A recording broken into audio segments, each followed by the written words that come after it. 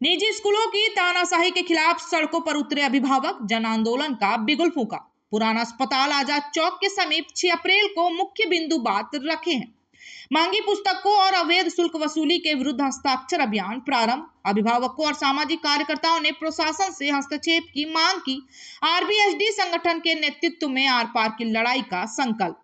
शिक्षा के बाजारीकरण के विरुद्ध जन आक्रोश।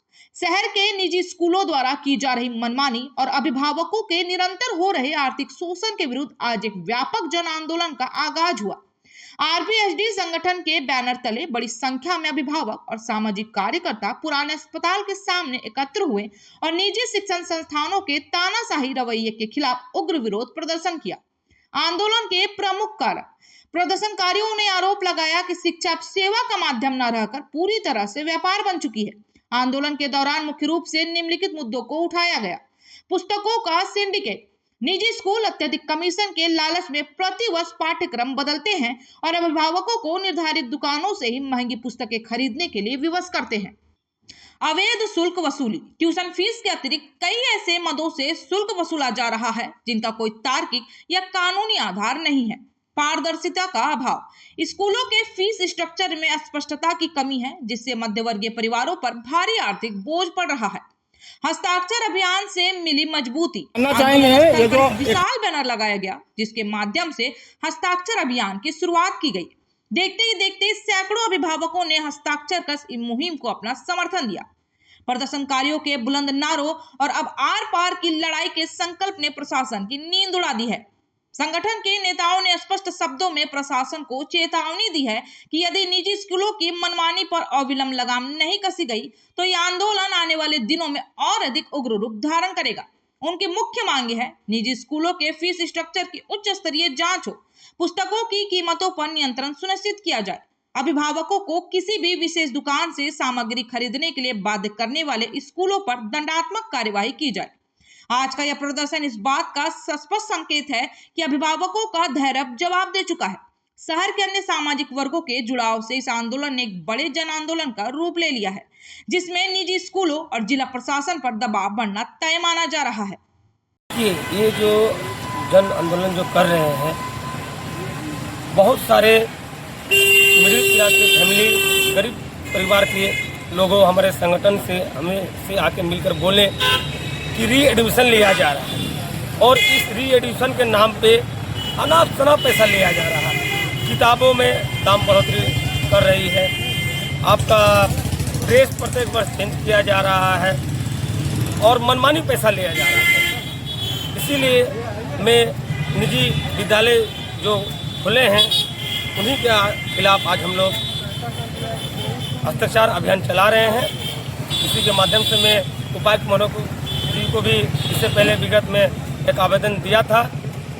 उपायुक्त महोदय से भी आग्रह कर रहा हूं कि इसमें बहुत जल्द संज्ञान लें और नहीं तो हम लोग आगे चल के धरना प्रदर्शन करेंगे इस निजी विद्यालय चलाने वाले के ऊपर। कहने का एक ही चीज़ है कि जो भी निजी विद्यालय है वो किसी न किसी रजिस्ट्रेशन के बेस पर चलता होगा। जिला उसको रजिस्ट्रेशन दिया होगा या नहीं दिया होगा या अप्लाई किया होगा, तो जिला के आला पदाधिकारी जैसे डीसी साहब हैं, आपके डीएसओ साहब, डिस्ट्रिक्ट क्या नाम है, एजुकेशन वाले और डीएससी साहब हैं, या स्वास्थ्य विभाग के कितने अफसर लोगों ने आज तक किसी स्कूल का निरीक्षण किया जिसमें शौचालय जो है जिसमें 600 बच्चा पेशाब करता है और उसके लिए परमानेंट मेहतर नहीं है, तो उसके लिए क्या उपाय किया गया, कभी देखा गया है या कोई जांच में गया है, कभी कोई किसी पर फाइन किया हो, कभी किसी पर मुद्दा उठाया हो, तो ऐसा नहीं किया है। निजी विद्यालय मेंटेनेंस के नाम पर पैसा लेते हैं। मेंटेनेंस 3 साल में एक बार लिया जाता है और किया जाता है उन लोग का, और साल भर पैसा उठाते हैं। 1000 बच्चे का अगर 2000 रुपये का मेंटेनेंस होता है तो 20 लाख रुपये करीब इस तरह से होता है। तो और उसके बाद उसको 3 से डिवाइड कीजिए, गुना कीजिए तो 60 लाख रुपया होता है। तो एक विद्यालय में इस तरह से जितना भी विद्यालय है, तो हम एक परमानेंट विद्यालय के बारे में नहीं पता, सभी विद्यालय में मेंटेनेंस के नाम पर, एनुअल फीस के नाम पर या फिर किताब कॉपी के नाम पर, ड्रेस के नाम पर ये दोहन हो रहा है, शोषण हो रहा है।